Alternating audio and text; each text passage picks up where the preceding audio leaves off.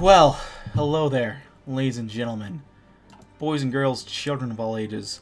My name is DB333, and welcome back to Heartland for the New Order, Last Days of Europe as the United States of America. Now, last video was very, very eventful, so if you kind of skimmed through that one and you didn't watch the whole thing, I'd recommend going back, because, oh boy, a lot of stuff happened. First off, I think most interesting is that we have regained Hawaii back.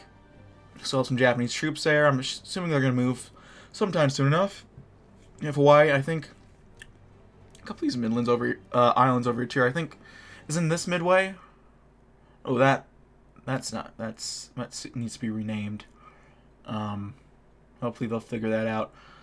We don't have Samoa. I think that this is Samoa.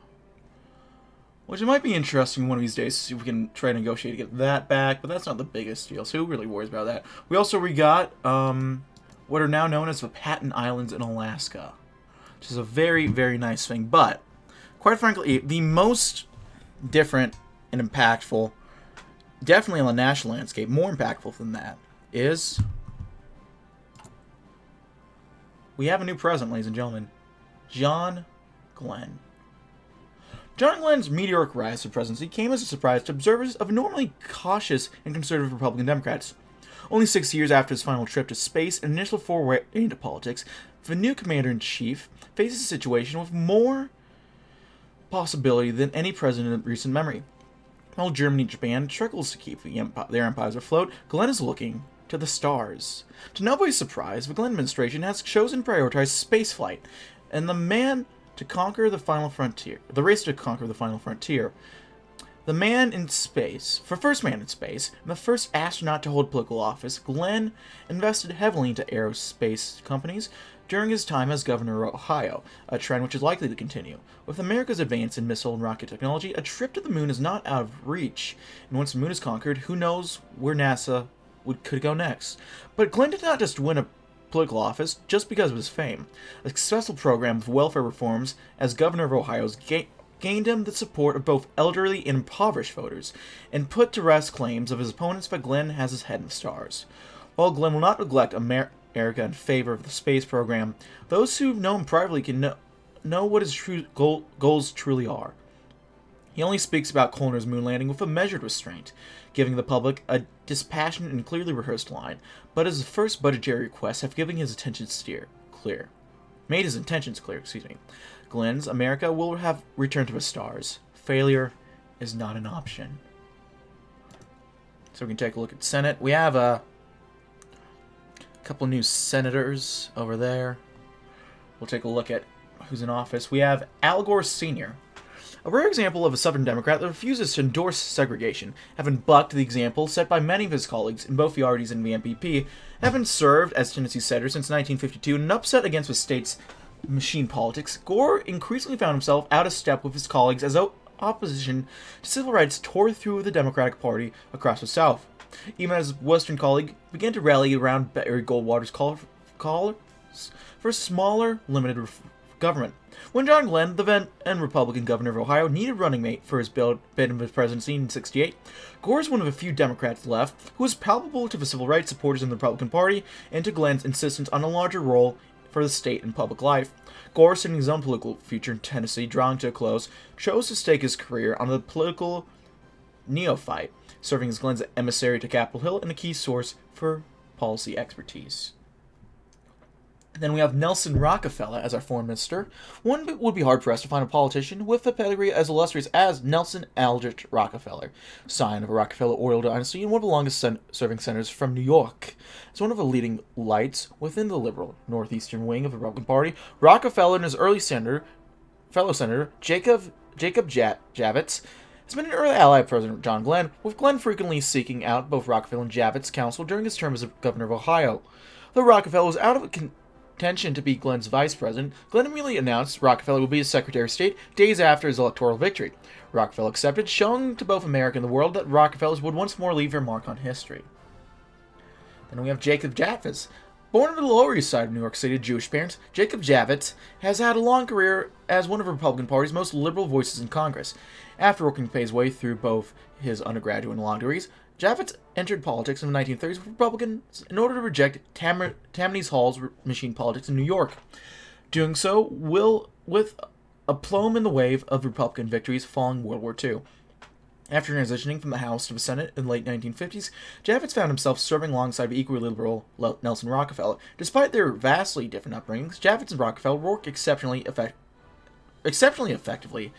as a team. Both were quick to welcome John Glenn into politics.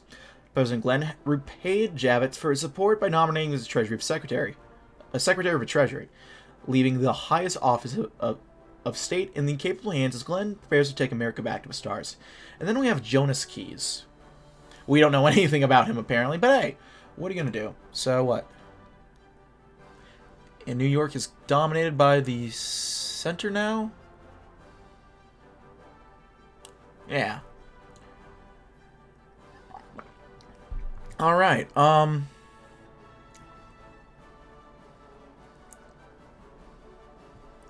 interesting set of affairs.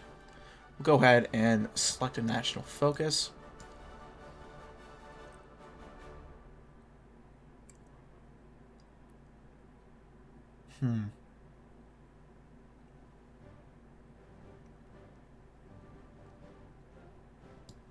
Let's take a look at this tree.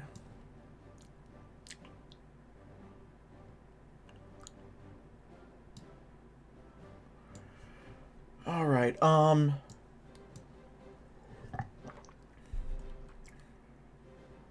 right. So we have a couple different paths we can go down.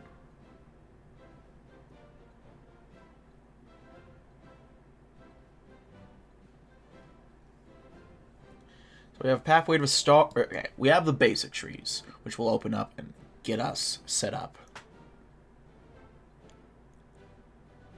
We can cross a new frontier, and then work on a dream that never died.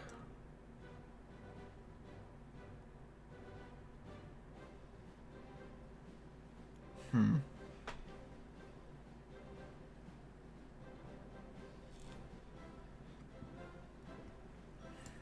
this is our foreign policy tree, which is, if you don't know Glenn's foreign policy, kind of fucking wacky.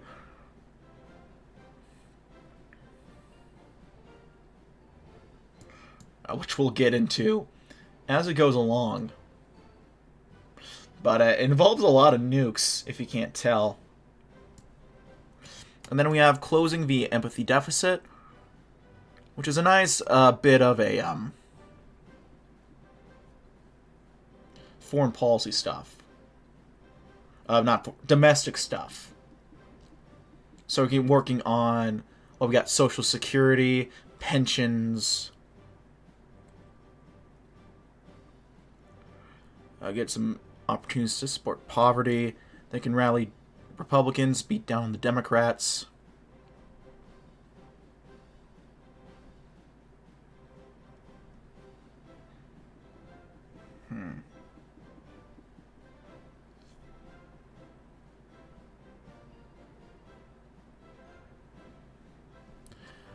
I'm trying to figure it. Okay, we can pass Social Security, which is very nice.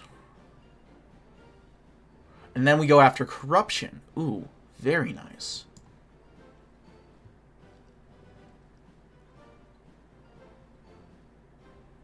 I'll have to be careful based on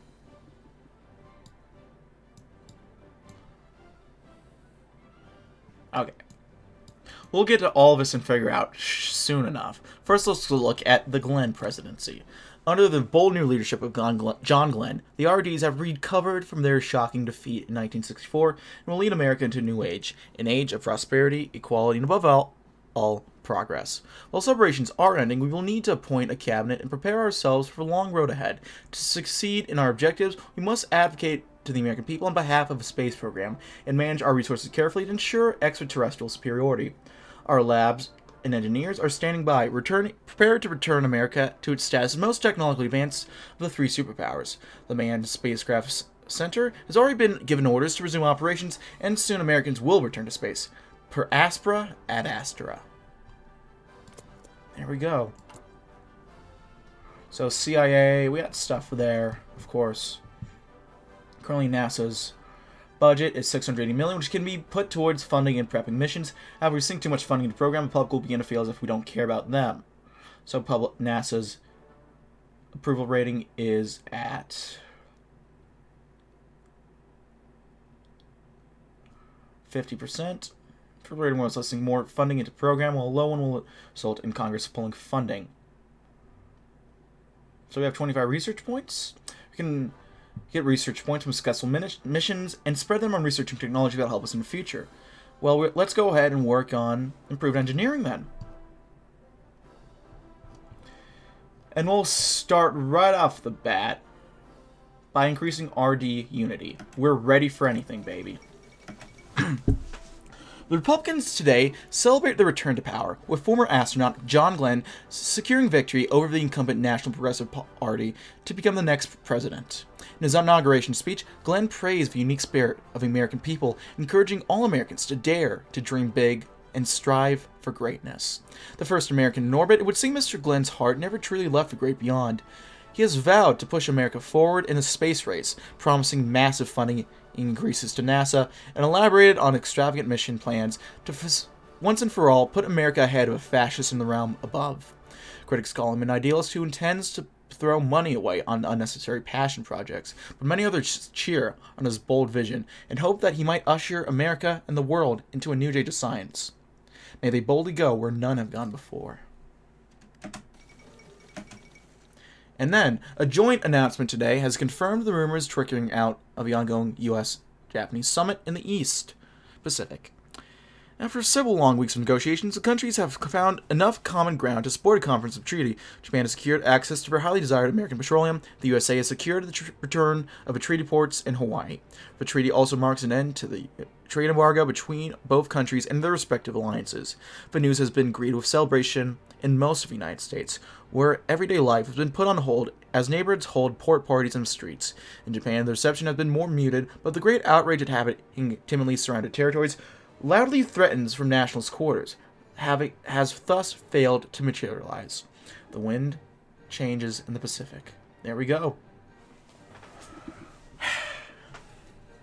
Man. This is nice, because I've done a few test games to prep myself to maybe, hopefully get Glenn, and I've never been able to figure it out really until now. Oh, when did England unite? What? Oh! In Edinburgh today, English and Scottish diplomats declared a deal to reform the United Kingdom again. Scotland will give up its independence in exchange for a certain degree of autonomy and rights under the agreement. Reportedly, the English are extremely pleased with this deal as it fulfills a major policy goal of every post-war government of England. Some in Scotland are angry at the deal, believing too much was given up in return, but the alternative was widely believed to be a war between Scotland and England.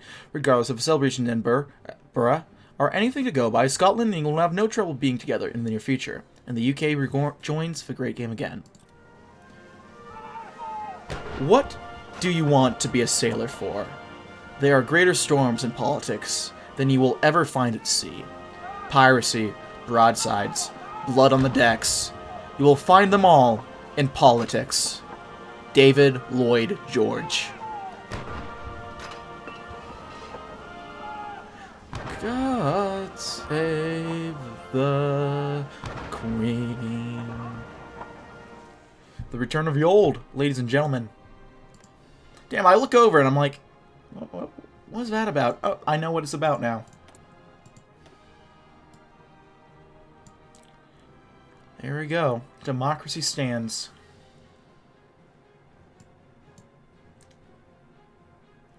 Door wide open. The Union Jack flies. Beautiful. What, we can't be dealing with unification or sea lion.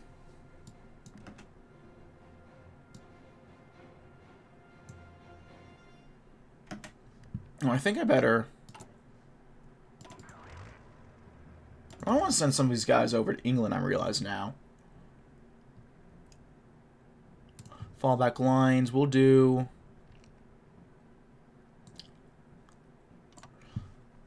We'll do something like that. Have them all head on over. Yeah, the MVP is ready for anything, guys.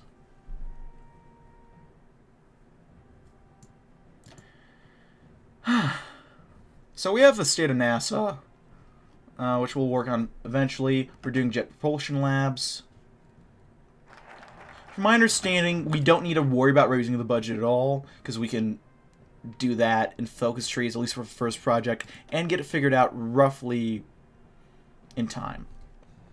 It's time to clear house. The NPP has been expelled from the executive branch by the will of people, but their influence still remains. Their appointees are still dogging the administration like rats on the walls. While their intentions may be good, their effect on our administration is not. Many of them are young activists who should never have been hired, or old legacy employees who should have retired long ago. First things first, we get rid of everyone who isn't interested in following our goals. They simply have no place in our new vision for the United States. The radicals will be thrown out, and we will restore stability and rationality to our government once more. And then, we can begin enacting the president's plan. There we go. It's time to clear house.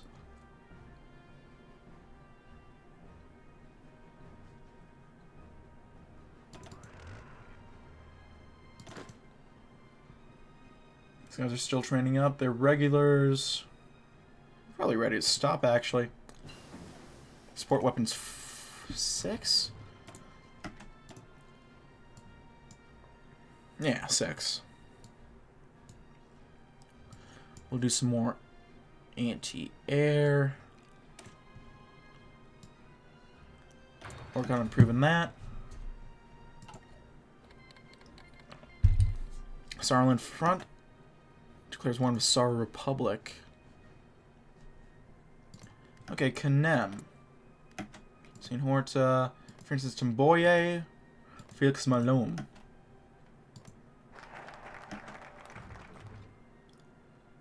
Well, it's time to clear up house. And then, do you want to appease the party? Or bringing technocrats? The party's already pretty united, so we can afford, I think.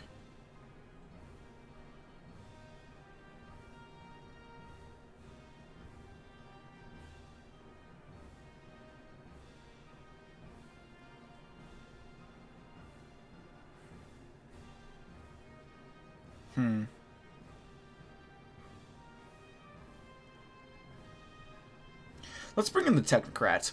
We're bringing in the best we can. Scientists, engineers, mathematicians, and all sorts of experts. Who cares if they have no political connection? Cronyism and corruption is how we got Nixon and nearly broke the party. Congress may complain, but we can appease them easily enough, and this will ultimately lead to stronger support staff in the future. It's more important than the officials we hire know to do their job than it is that they know their local congressmen. We're already fighting for second in the moon race, and we cannot rise to meet the challenge on the backs of political appointees. Well, there we go.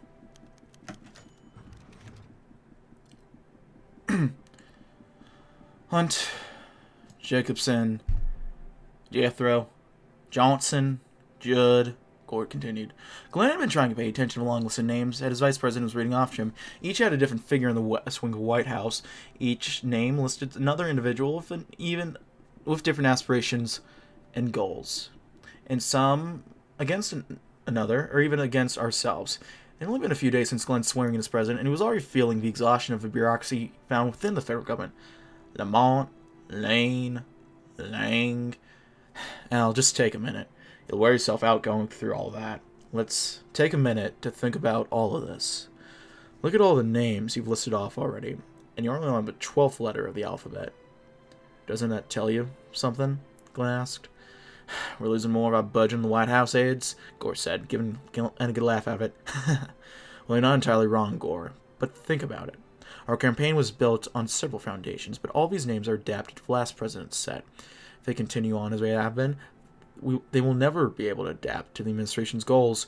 We fought so hard to get where we are, and we can't just let all of this slow us down. The people are suffering out there, Al. They want progress, and Hunt and Judd and Lamond are not going to be the ones that get us there. The vice president nodded his head solely in agreement to the president's statement. What do you have me do then, John? Gore asked. Well, firstly, That list there might give you a headache. You might want to get rid of it. Instead, let's come up with another list.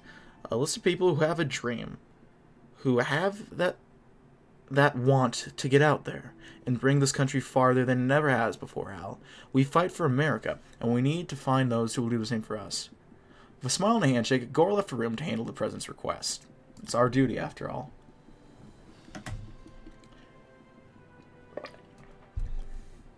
It's nice that Gore Sr. is in this. I wonder if Gore Jr. will have some sort of role or appearance. We can't really invest private investments. We need more civilian factories, it seems.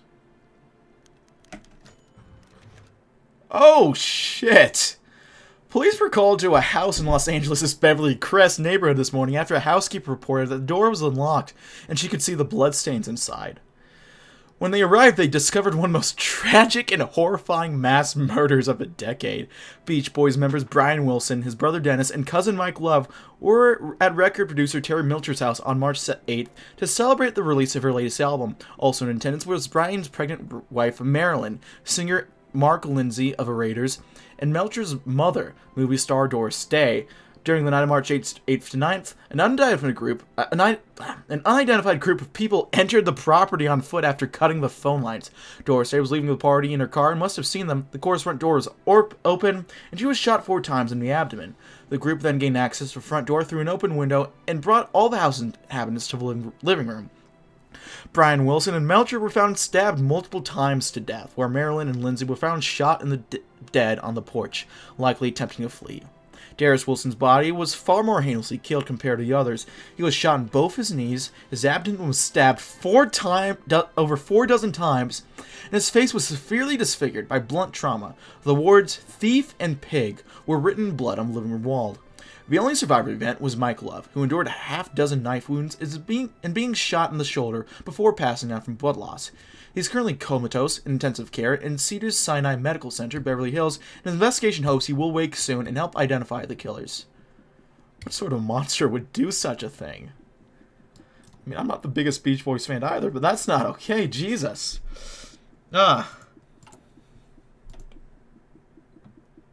Man.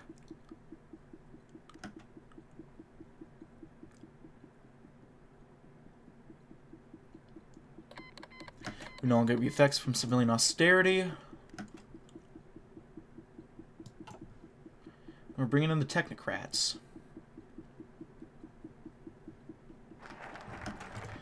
Next, we'll go ahead and we'll cross with New Frontier. America's a nation founded by explorers and pioneers, and a nation that has lost its way amidst the troubled times. To defeat the evils of fascism, we must show the world that democracy is the way of the future, a stable bedrock upon which mankind will make its way to the stars. Our journey will not be an easy one, but such is the nature of exploration. Columbus was met with nothing but doubters until the Spanish gave him the resources he needed, and he was a novice sailor. We are assailed with many skeptics as well, but we have the brain power and resources of the greatest country in the world at our disposal. President Glenn shall lead the nation and our species into a brave new world. Let's do it.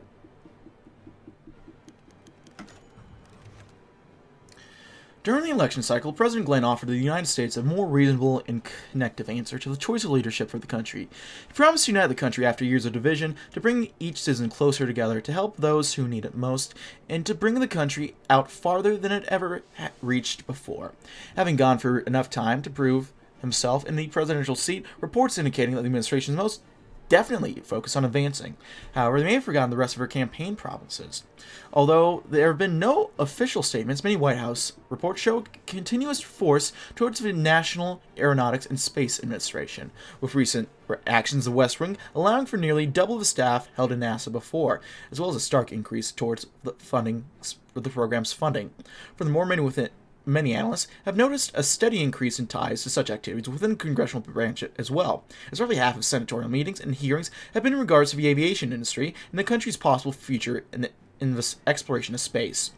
However, it's been noted that President Glenn's administration has not given any public attention towards recent events, as the only official willing to give a statement was Howard Menzenbaum, the president's chief of staff, who said that, quote, "The president promised Americans the possibility of growth and prosperity in manners they have not seen before. The administration is working diligently in an effort to ensure this happens.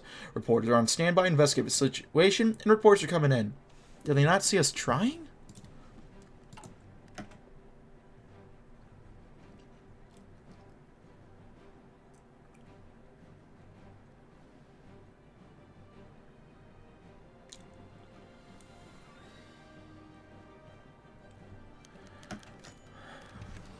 One book that enjoyed overwhelming success during the anti-war years was Kurt Vonnegut's classic Slaughterhouse-5.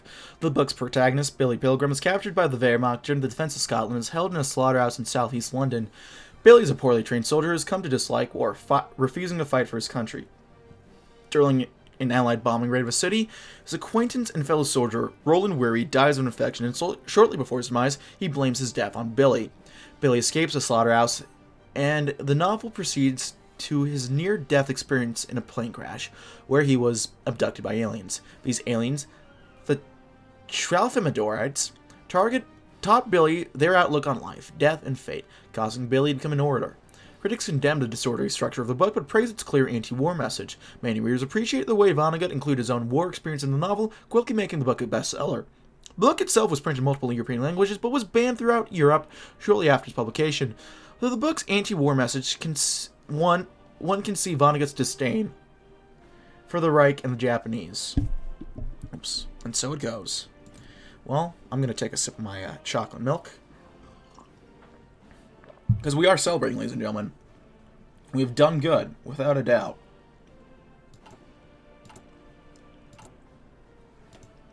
I'm still amazingly amused by the NPP senator in Alabama. That is hilarious, and no one can tell me otherwise. My God.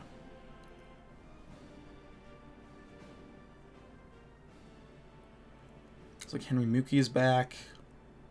Al Gore Sr. is still over there, which is a bit odd. Iberia abolishes via Iberian Council.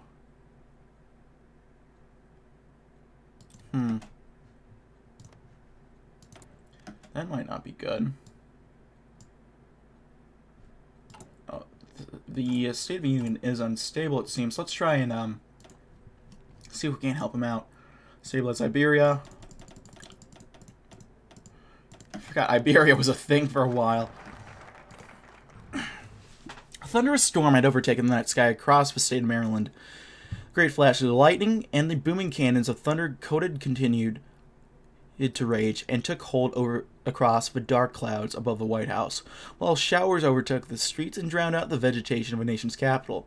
There, President John Glenn slept soundly, warmed by the covers of the bed and his loving Anna in the dark room he called home throughout his presidency. Raum Fache, ein, zwei und drei, hitting the surface now, Colner said as the craft touched down upon the gray wasteland, with a great blue and green spear floated thousands upon thousands of miles behind them. Honored by his leadership, Colner was declared to be the first to take the first step, and thus the proud German floated softly to the surface of the moon. He turned to grab something out of the landing craft and walked forward several places. Germania, to the stars and beyond, he said as he planted a flag adorned with a black swastika to forever stare back at his home planet. There, millions of Germans celebrated across the Reich, taking part in a celebration to honor the glory, the wonder, the majesty of the Reich's power.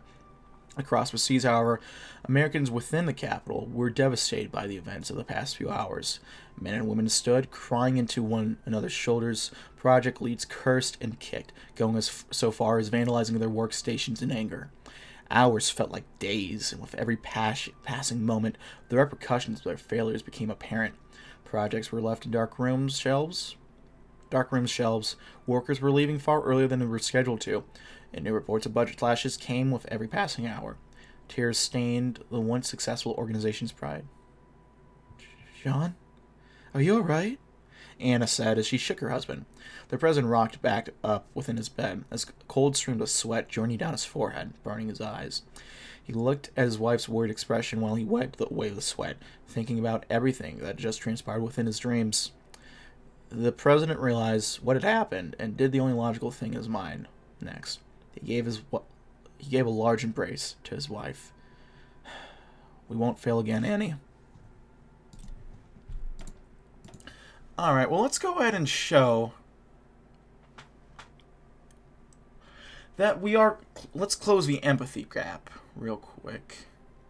Actually, we'll do The Dream Never Died first. NASA these days is a sad shell of what it used to be during the glorious days where we won a space race into orbit. Funding has all but dried up, and the majority of its facilities are already decrepit. After years of neglect, the German victory broke America's will to continue the space race, but not NASA. The few employees left from the early days still believe in its founding vision and are ready to do the work of bringing NASA back to its full capability. We've not forgotten how the Nazis sullied the lunar landscape with their swastikas in 1962, and we will not forget our unfinished business on the moon. It's time to catch up in the race for the stars. So I'll go with some more NASA missions, and we'll get working on those.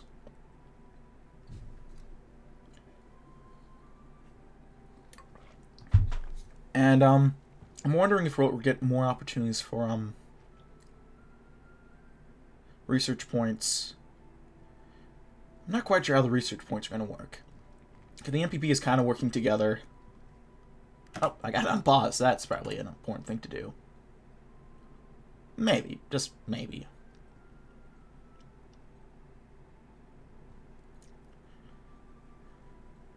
We could increase NPP unity. I'm not worried about those guys anymore, quite frankly.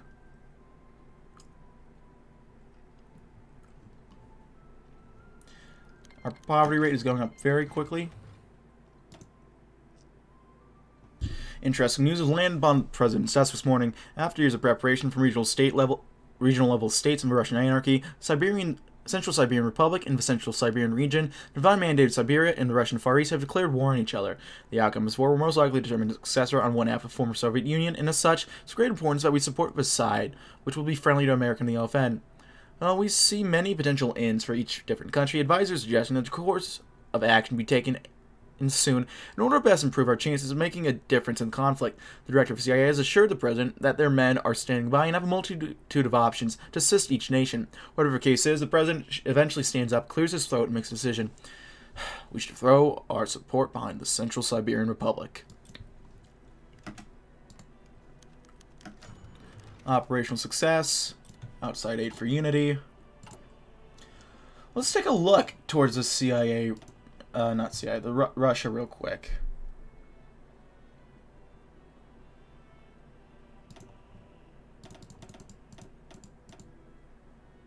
Provide enemy intel.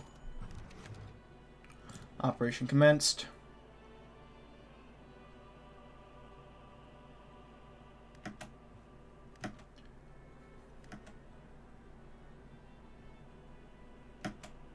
We'll do a war shipment to the Central Siberian Republic.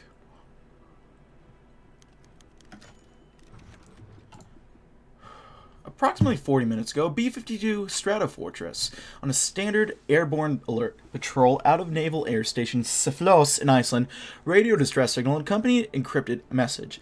The message indicated that the aircraft's vertical stabilizer had partially broken off and that the crew would be forced to ditch on into the Norwegian Sea.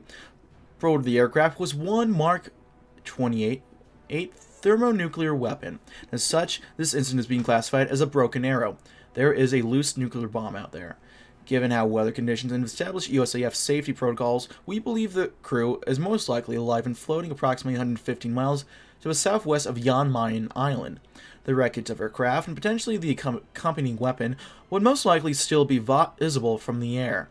There are no indications that the German military areas presently aware of the situation, but given the known German radar capabilities, it's overwhelmingly likely that this will not be the case within 24 hours' time.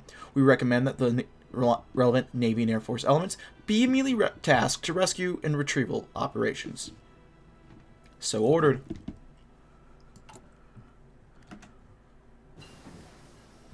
We got a cruiser reactor. Beautiful. Not much we can do Navy-wise, though let's get working on some better advanced transport helis. We gotta upgrade our HoIs. They've done a great job, but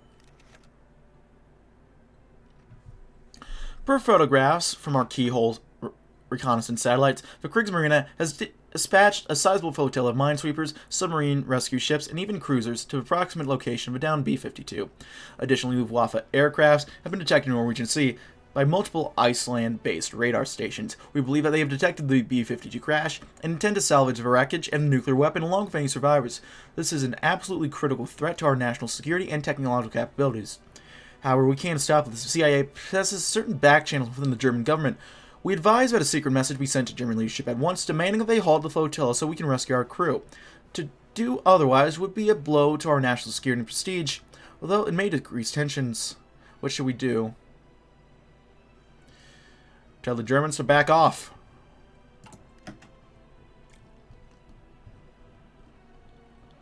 Listen, I don't want to send those type of rockets. I want to...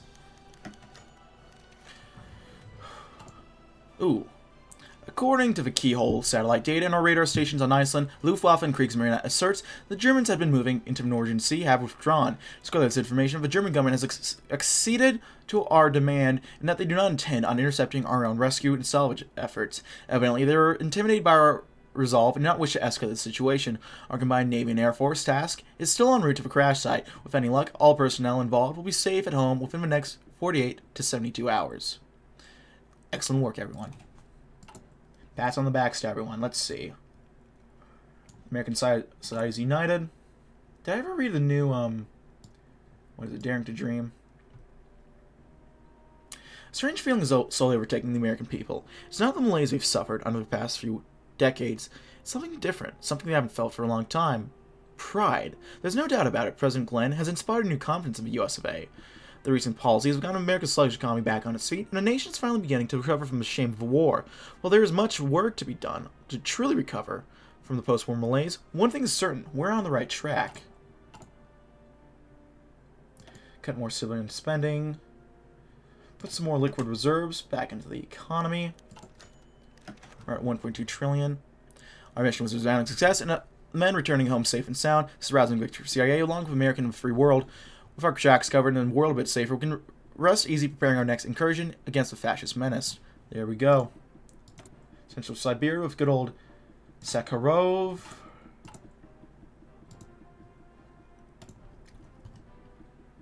Sabotage supply and a divine mandate. Operation commenced. So far, Central Siberia is doing okay. I'm noticing.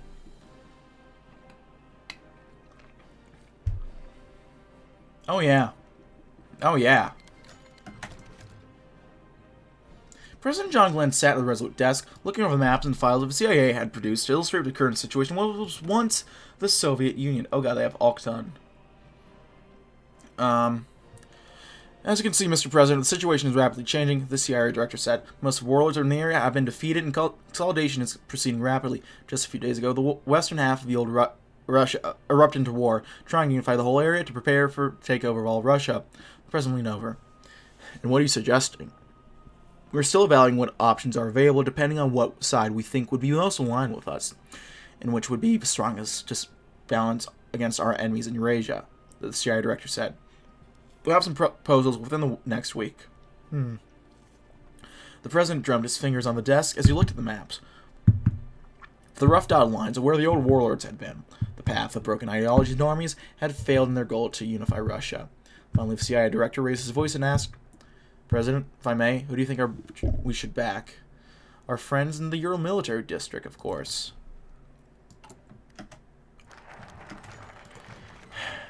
John Glenn had become used to frequent back-and-forth trips between Washington and Houston. The new NASA headquarters called for some big decisions quite often nowadays, and the president was always happy to drop by and lend his hand.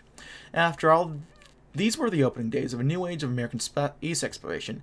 Today, however, that might all come to an end. No longer will the president have to hold NASA's hand in person. Rather, the organization can be managed with only a call and a filled coffer. Today, the president will meet with the administrator, James Webb, to formulate a comprehensive plan for NASA's future.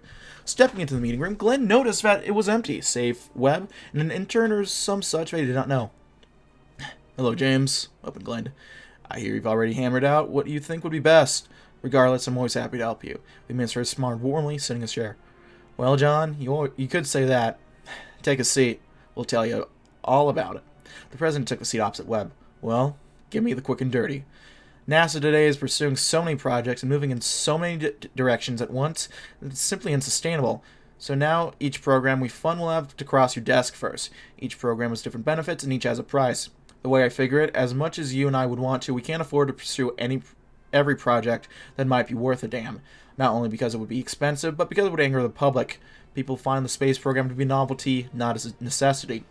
too much money poured into it, and America grows weary of stars.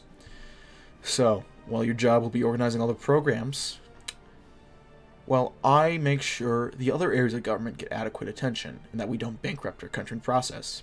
Yep, well, what are we waiting for? So that's our solid explanation of how to do the NASA tree, pretty much.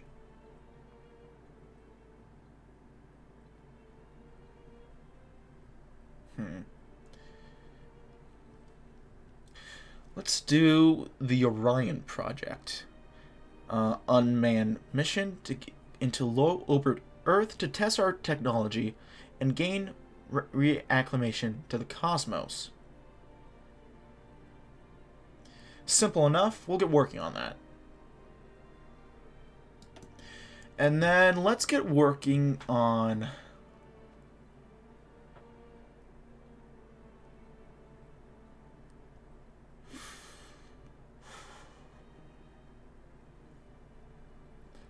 Let's work on closing the empathy deficit. Although our administration aims lie towards the heavens, it's within our responsibility to remember our duties at the ground level. With that, the other half of our forces ought to be on the state of the United States social welfare. Consistently, our government has overlooked the need of our nation's neediest and most downtrodden souls. Thus, we must act quickly to lift the spirits residing and the workers and veterans of America who have been so greatly beaten down, in order to secure not only a more stable nation, but a caring one as well. Besides, if we manage to please American society well enough with our work towards economic security, they will be more than approving of our desires to fund NASA, right? To start, our administration will work to reform pension programs for the retired elderly population of the United States. Regularly, their hard work has not been paid off in their retirement, leaving them mistreated in care, but our administration will work to change that. There we go. Soon enough, I think we'll get out of the current level of poverty, too, which I think will be very nice. That going for us. Still investing in the Orion project. Victory.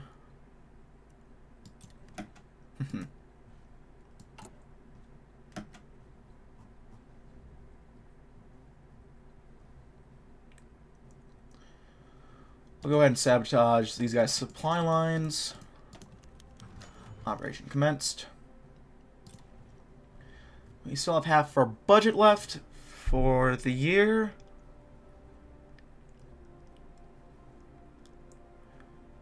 We'll go ahead and organize troops in the Siberian Republic. The Fuhrer of Montenbormann has sent a formal invitation to our nation. He's invited us to participate as an observer in the North Sea Oil Conference, which will be designated to settle disputes surrounding the German proclamation of a North Sea oil rights. Why the Germans would listen to the protestations of England is beyond us. Nonetheless, we shall send representatives of the American government to watch over proceedings and ensure that our English allies are being treated fairly. Let us hope this conference heralds good news. Norway's entered the Einheits Pact, interestingly enough. Norway, Denmark, England, and Scotland have all accepted Germany's invitation to the upcoming North Sea Oil Conference, where the nautical borders will be set and the status of the Northern Shelf will be settled once and for all. The conference awaits.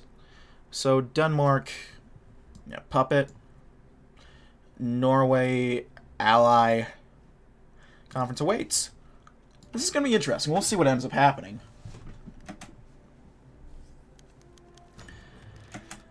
The delegation from Norway, Denmark, England, and Scotland have all met in the German city of Bremen, where they await the initiation of the North Sea Oil Conference. They have been provided with excellent accommodation and service on behalf of the German government. Although some see this as a simple gesture of goodwill, others view it as a cynical negotiation tactic. The U.S. delegates have also arrived, spending as much time deliberating with their English allies and acting just as suspicious about this luxurious treatment. Who knew the right could solve issues with diplomacy? Free military factories. Let's get some more tanks going. The delegates have gathered around a large circular table in a spacious meeting room. A rather large map of the North Sea is on display in front of the room, framed by 2 German flags. In front of every delegate sits a glass of water, a pile of notes, a name card, and a small flag denotating their nation. The German delegates of conference will have presented their deal to the North Conference attendees. They will hold on to their claims over North Sea oil rights, and anyone who disagrees will face vague consequences. If the foreign delegation yields, however, they must sign a scrap of paper signaling their nation's absolute acceptance. These terms are outrageous. What the fuck?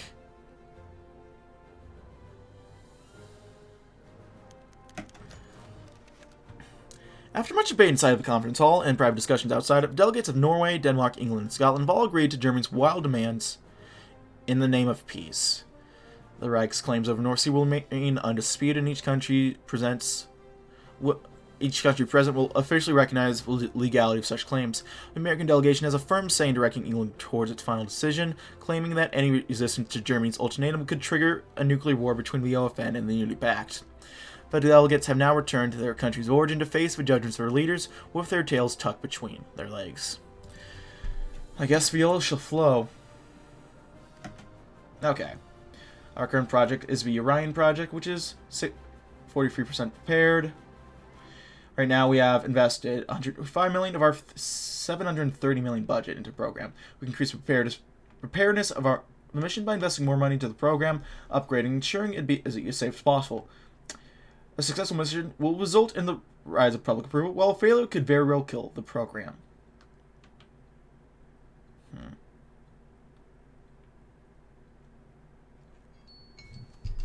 Let's go ahead and test for rockets. Reviewing the rockets to ensure everything is where it should be should mean one less bolt can't torpedo the entire mission.